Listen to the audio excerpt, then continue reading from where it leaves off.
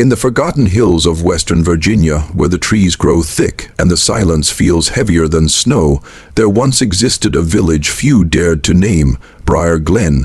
No road signs pointed toward it. No maps acknowledged its existence. Travelers passed it without ever knowing they were close.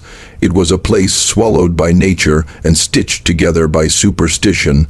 Locals said even birds flew around it, never over it. There were no carriages, no stone bridges, no lantern-lit inns, just war. Knout cottages clinging to the earth, damp wood creaking under decades of rain, and a single dirt path that split through the heart of the village like an old scar. In the center of it all stood the crooked cottage, half covered in ivy, windows fogged with soot and time. That was the Carroway house, the beating heart of the village's fear and fascination. It belonged to Hester and Lillian Carroway, sisters by blood, healers by trade, and enigma by choice. Their faces were pale as wax, always framed with black shawls no matter the season. Their eyes, sharp, gray, always watching, made children flinch and grown men cross the road. No one really knew how old they were. Some said they'd been there before the village itself. Others whispered they were descendants of Salem's lost women, carrying secrets older than America. But despite their eerie presence, the sisters were necessary. Briar Glen had no doctor, no hospital. When women screamed in childbirth, it was the Carroway Sisters who answered. When fevers gripped the body like demons in the night, it was they who brought strange herbs and bitter teas. They delivered babies' sewed wounds, even whispered to the dying. And when death came anyway, it was Hester who helped close the eyes, and Lillian who prepared the body. The town relied on them, but never trusted them. Superstition ran like blood in the veins of the people, and strange things always followed the sisters. Children they delivered often fell ill in the weeks that followed. Some never woke. Others were born blue, silent, as if the breath of life refused to enter them. Mothers would sink into strange depressions, talking to people who weren't there, wandering into the woods in the middle of the night, or refusing to speak altogether. When the village priest tried to bless the Carroway home, his cross cracked in half before he stepped through the threshold. He never returned. Still, no one stopped going to them. There was no one else to go to. A quiet, strange agreement existed. Pretend the odd things weren't happening and maybe they'd stop. That's what fear does. It makes people bargain with darkness. The sisters rarely spoke in church, and when they did, it was in strange phrases. Old English, maybe Latin. They sat in the last row always, and when they left first, never walking, always gliding, as if their feet didn't fully trust the ground. But what haunted people most wasn't what they saw, it was what they didn't. No one ever saw children at the Carroway home, yet they delivered dozens. No toys, no crying, no tiny garments hung on a line to dry. People started to wonder where the babies were going, but they didn't ask. They were afraid of the answer. Then came the oddest part. Every year on the winter solstice, strange lights could be seen from the edge of the woods, dancing flames in a circle around the Carroway house.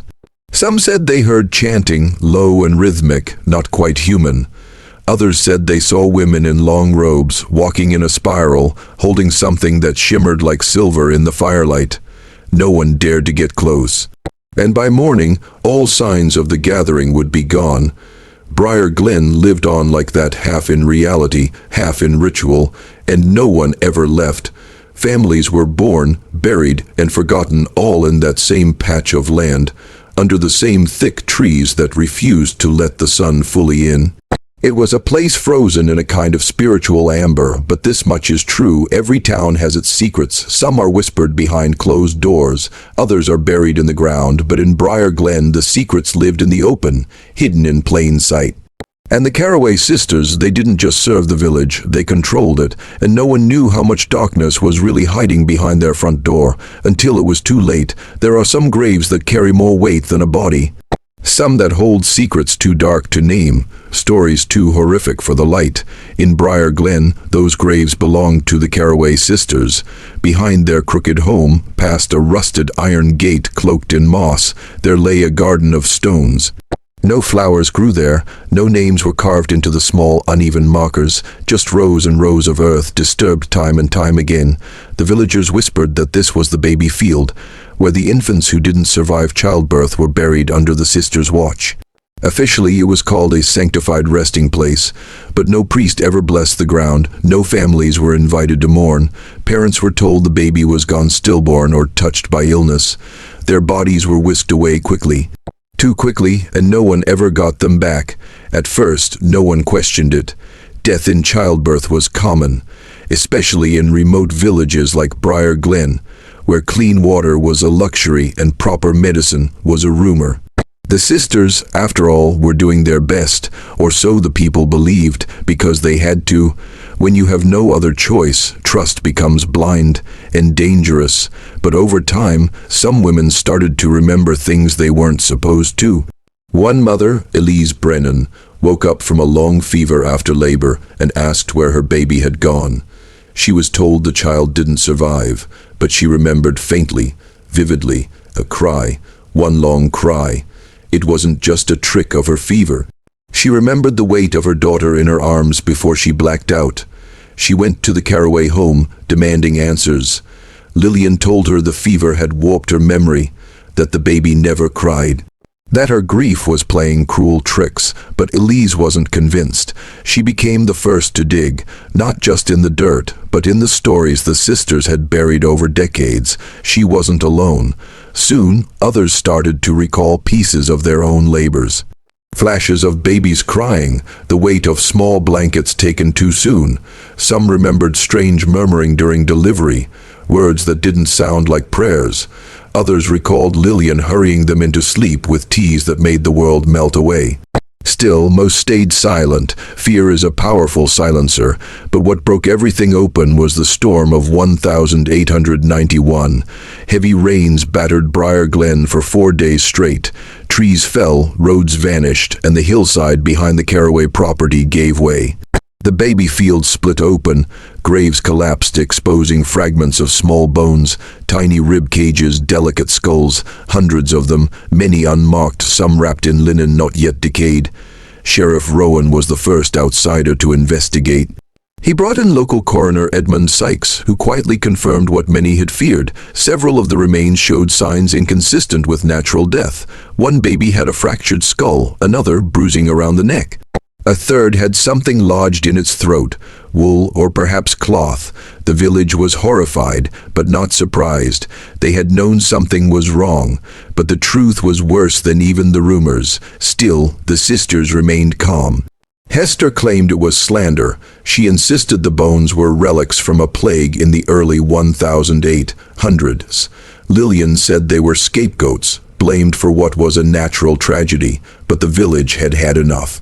In a rare act of courage, Elise and 6 other mothers signed sworn testimonies, declaring their belief that their children had been taken from them, not by death, but by design. The sheriff arrested the sisters on suspicion of manslaughter, though charges would never hold. The town was too small, the evidence too old, but justice came in its own form. The Carroway sisters were run out of Briar Glen under the cover of night. No one knows where they went. Some say they joined another hidden settlement. Others claim they vanished into the mountains where their spirits linger, still angry and unrepentant. The baby field was eventually transformed into a memorial. Crosses replaced the blank stones. Mothers and fathers began visiting again, not for closure but for remembrance. Because even if the justice system had failed, memory had not. The babies were not forgotten. Their silence became a warning, a lesson. Blind trust without accountability breeds horror. Secrecy protected by fear becomes violence. And the Carroway sisters, once hailed as saviors, were finally seen for what they had become, gatekeepers to death, cloaking cruelty in the guise of healing. The secrets buried with the babies were not just about loss. They were about what happens when power goes unchecked, and when a community turns its eyes away from the truth it doesn't want to see. But now they see and they remember, always. In a tale as tragic as the Carroway sisters, there is only one voice that echoes beyond the grave. One breath that refused to be silenced. One girl who saw everything, remembered everything, and survived. Her name was Catherine Wells, but to the people of Briar Glen, she was simply the girl who survived. She She arrived on a rainy night in 1890, barely more than skin and bones, dragged into the Carroway house by her mother, who was too poor and too ashamed to raise another mouth. Catherine was just 13. Her belly swollen, eyes vacant. She had been assaulted by a distant relative, a man who would never face punishment. Her mother handed her over to the sisters like a package. "Help her," she whispered, before vanishing into the night. The Carroway sisters, Lillian and Hester, welcomed her in. But not out of kindness. They had other plans. Catherine was to be hidden in the back room. No windows, no mirrors. Her pregnancy was to remain secret. Her labor, when it came, would be quiet and the child handled, but Catherine was different from the other girls. Most arrived dazed, broken, compliant. Catherine was angry, sharp. She watched, she listened. She pretended to drink the tea they gave her, but poured it behind the bed. She memorized their routines, their tones, even their arguments. In her 8th month, she faked labor to see what they would do. Hester came running with a black cloth and a small box. Not a cradle, a box. Lillian followed with a silver basin, her hands wrapped in linen not for hygiene, but to prevent fingerprints. They argued when Catherine screamed louder than expected. "If the villagers hear her," Hester warned, "then we'll make sure she doesn't scream again." Lillian replied coldly. That night, Catherine made her plan. When the real labor came 2 weeks later, it was fast and brutal. She gave birth to a son in silence, biting into a rag to muffle her cries. She refused the medicine, refused their touch, and when they stepped out to prepare the final rites, Catherine did the impossible. She ran. Clutching the newborn against her chest, she broke the window with her bare hand and escaped into the thorns behind the Carroway property. She ran through the woods barefoot, bleeding, holding the baby with one arm and using the other to shield his tiny head from branches and rain. She collapsed at the edge of town. That morning, the villagers found her curled on the church steps, shivering, her baby still alive in her arms. Her face was swollen, her legs torn, but her voice, when it returned, was steady. And what she said shook the entire village. She told them everything, about the other girls, about the tea that knocked them out, about the crying babies taken away, about the box, about the sisters' words, their rituals, their terrifying calm in the face of so much suffering. The villagers wanted to believe she was lying, that this was just the ranting of a traumatized girl, but they couldn't ignore the bruises on her arms, the rag still in her mouth, the wounds on her legs, or the baby in her arms, alive and breathing, proof that not all children brought into that house died. Catherine's courage turned whispers into action. Her testimony forced the sheriff to reinvestigate the Carroway home. Her memories helped identify the baby field, and her escape, it was the crack in the foundation of fear that the sisters had built for years. But the story doesn't end there. Catherine didn't stay in Briar Glen. After the scandal erupted, she was taken to a shelter run by the city church. There she recovered, raised her son, learned to read, learned to fight back in the only way she knew how, with truth. As an adult, Catherine became a nurse. A real one. She opened a small clinic in a nearby town where young women could come not to be shamed, but to be helped. She kept a journal of what happened in Briar Glen, naming every girl she could remember. Every baby she heard cry, every strange thing the sisters had done. She wrote not for revenge, but for justice. Years later, her son, Matthew, grew up to be a teacher. He taught the children of Briar Glen about courage, about evil disguised as care, about mothers who had no choices and daughters who paid the price. He told them about a girl who escaped hell, carrying life in her hands, the girl who survived. Catherine's story is a reminder that one voice can expose 1,000 lies. That truth may be buried, but it doesn't rot. It waits for someone brave enough to dig it up, and when she did, the village could no longer pretend. Not all ghosts come to haunt, some come to wake the living. And she did. Justice doesn't always arrive on time. Sometimes it limps through the years, wounded by indifference, bruised by power, and shackled by silence.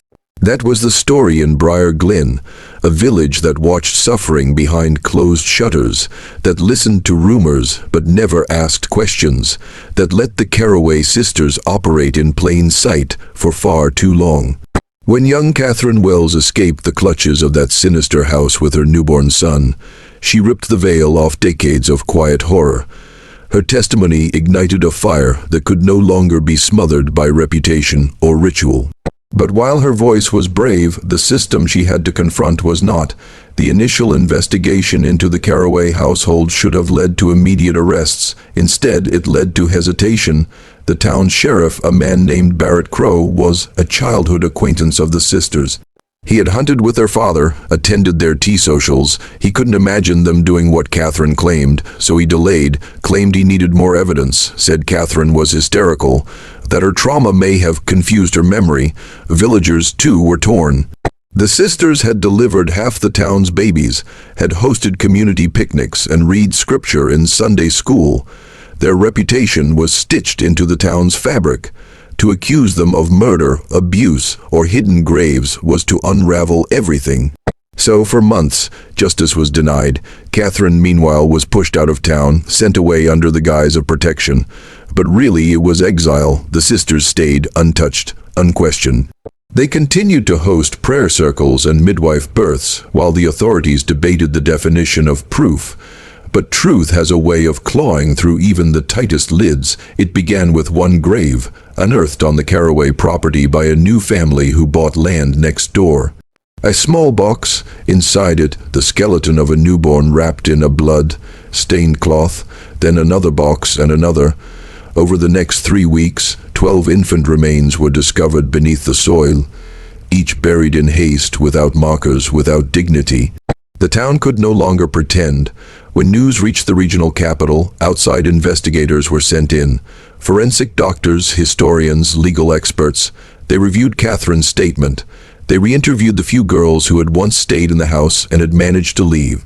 They found diaries belonging to Hester Carroway, cryptic notes about purification, sacrifice, and cleansing the mother through release. They found ledgers listing names, dates, and strange symbols that lined up with the estimated deaths. The sisters were arrested under the cover of night, and finally, justice began to turn its wheels. The trial was not short. The Carroways, wealthy from years of services, hired the best lawyers. They claimed the girls came to them broken, already ill. That the babies died of natural causes. That they offered mercy where the world offered shame. But the evidence was too clear, too deep, too human. Witness after witness took the stand. Not all survived to speak, but those who did spoke with fire. Catherine returned to testify, no longer a scared girl, but a woman who had built a life from the ashes. She recounted the broken glass, the bitter tea, the screams at night, the way the sisters looked at her baby like he was a mistake to be erased. The courtroom fell silent. Reporters wrote headlines that would ripple across the country. And then the verdict: guilty, life imprisonment, no parole. The Carroway sisters, once healers of Briar Glen, were now prisoners, forever remembered not for the lives they brought into the world, but for the lives they extinguished. But true justice is never just a sentence handed down in court. It is the healing that follows, the reckoning, the reform. After the trial, Briar Glen changed. The local orphanage received funding. A memorial was built on the Carroway land with 12 stones, one for each child found. But the number 12 was symbolic, not final. It's likely there were more, too many to count. Catherine's clinic, opened miles away from that haunted village, became a beacon of hope. It was called Matthew's House, named after her son. It offered prenatal care, shelter for abused women, and legal aid. And on the front door, etched into the wood, was a single phrase: "Justice delayed is not justice denied, if we choose to speak." Her story continues to be told in schools, in books, in documentaries. Because justice is not just about punishment, it's about prevention, about listening, about ensuring no one has to survive what she did just to be heard. In the end, the Carroway sisters were silenced, but not by violence, not by vengeance, and not by the very fear they used to control others. They were silenced by the truth, by the girl who survived, by the justice that finally arrived. History rarely gives us villains without layers. For every wicked act, there's often a story behind it, a belief system, a trauma, a justification so deep that even the perpetrators believe they are doing right. So it was with the Carroway Sisters. Hester and Magdalene were called many names: murderers, witches, predators. But in the dark corners of their diaries, and in the fading testimonies of those who knew them, a deeper question emerges. Were they evil, or were they lost within the confines of their own faith? Raised in the harsh piety of rural 19th century religion, the Carroways were children of fire and brimstone. Their father, Reverend Elijah Carroway, was not a preacher of comfort, but of condemnation. He believed women were born with sin in their bones and that childbirth was a curse, unless sanctified through ritual. Their mother, silent and often bruised, upheld the household rules with trembling devotion. There were no lullabies in that house, only scripture and silence. When the Reverend died, the two sisters, still young, took over his midwifery and healing work, inherited from generations of Carroways who combined folk remedies with rigid theology. But somewhere along the way the lines blurred. What was once healing turned to harm. They began to believe that some babies were not meant to live, that illegitimate children were stained, that certain mothers could only be redeemed if their babies were returned to God. This wasn't random cruelty, it was doctrine twisted into darkness. Their beliefs were reinforced by isolation. Briar Glen was a forgotten village deep in the woods where traditions clung like moss on stone. People didn't question the Carroways because they were all anyone had. Hospitals were distant, doctors expensive. The sisters spoke with the certainty of prophets. They were feared, respected, even admired. And no one dared defy the will of two women who claimed to serve God through their hands. Yet within that confidence may have also lived a sense of righteousness, an idea that they were sparing young girls from a life of shame. That by taking their babies they were giving them freedom from sin and releasing the mothers from earthly punishment. To them, this wasn't murder, it was mercy, a terrible, deluded mercy. But was their faith real? Or was it a mask? Their journals suggest both. One entry, written by Hester, describes a vision of light during a delivery in which the child did not survive. She claimed to feel the presence of angels guiding her hands. Another journal, however, is filled with rage, resentment toward the girls who arrived impure, anger at a society that blamed the sisters for trying to correct what the world had spoiled. They were both fanatics and failures, protectors and punishers. To understand their actions is not to excuse them.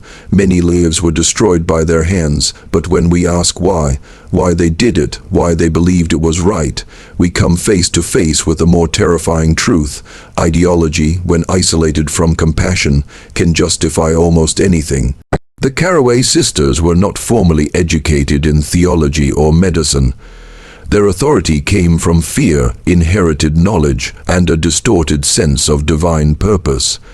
And in the vacuum of oversight, in a town that didn't question tradition, they operated unchecked. It was not just their faith that led them to kill, but the unchecked power their community gave them because of that faith. In that sense, they were victims, not of circumstance, but of delusion. Their minds were forged in a furnace of religious extremism and generational trauma. And instead of healing that pain, they passed it on, in the most horrific way imaginable. It's easy to call them monsters, but perhaps they were mirrors, reflecting what can happen when belief is never challenged, when women are taught that their only value is obedience, and when mercy is replaced by martyrdom. The modern world often views stories like these as relics, grotesque footnotes in history. But they matter because ideologies still spread, faith is still manipulated, and power still hides behind good intentions. The Carroways remind us that morality without compassion is a dangerous path. That religion, when weaponized, does not save its scars. They were midwives, yes, but to what? Not just to babies, to fear, to death, to a culture that confused control with care. And yet, in the end, we are left not just with their crimes, but with a cautionary tale. Not all monsters grow from malice. Some grow from belief, untested and unexamined, and that is perhaps the most terrifying truth of all. History does not always teach with light. Sometimes it teaches with shadows, with what was hidden, buried, or left unsaid. The story of the Carroway Sisters is one such shadow, and though it chills us, disturbs us, and even angers us, it also compels us to ask, what do we do with the stories that are too dark to tell? We learn from them. Or at least we must. The shadows cast by Hester and Magdalene Carroway stretch far beyond their little cottage on the hill, farther than the boundary of Briar Glen. They stretch into our modern consciousness, warning us that faith without empathy becomes fanaticism, and that even those who seem pious can commit unspeakable harm when cloaked in untouchable authority. We learn that silence is never neutral.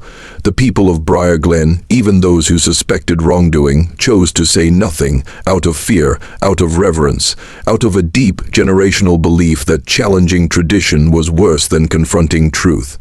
And so, for decades, girls walked up that hill with secrets in their bellies and came back with eyes hollowed by grief. The town knew, but they swallowed their doubts, convincing themselves it was not their place. From that, we learn that passivity can be as dangerous as participation, that looking away from injustice, especially when it hides behind respectability, only feeds the beast. The Carroway sisters were not powerful because they were clever. They were powerful because their community allowed them to be.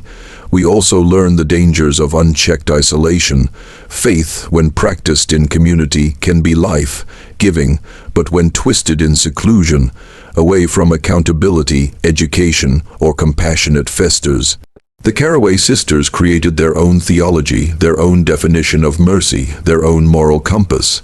There was no one to challenge them, and so what began as healing turned into heresy. But perhaps the greatest lesson from the shadows is this: wounds don't disappear just because they were hidden. The babies buried in unmarked graves, the mothers who lived with unspeakable pain, the families who never got answers. All of them carried their trauma quietly, and that silence, generational, suffocating, becomes a second tragedy, because when pain is unspoken, it often repeats. Yet even in the dark, there are flickers of redemption.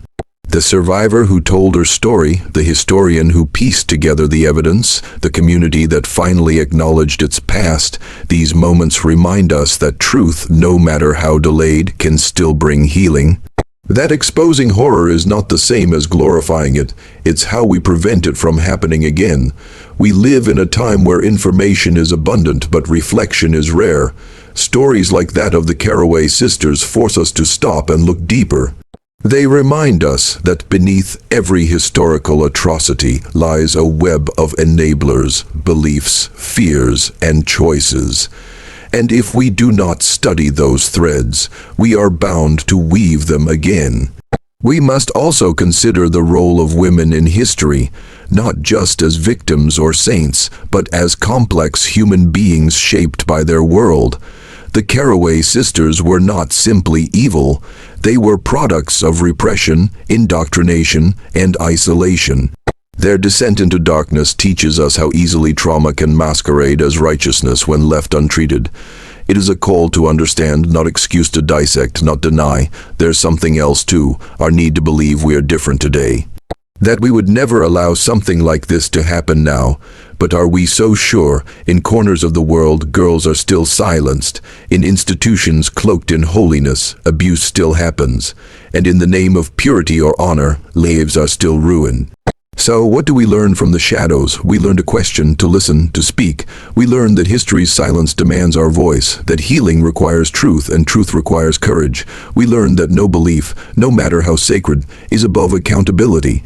And that compassion is not weakness, it's the only force that can break cycles of cruelty.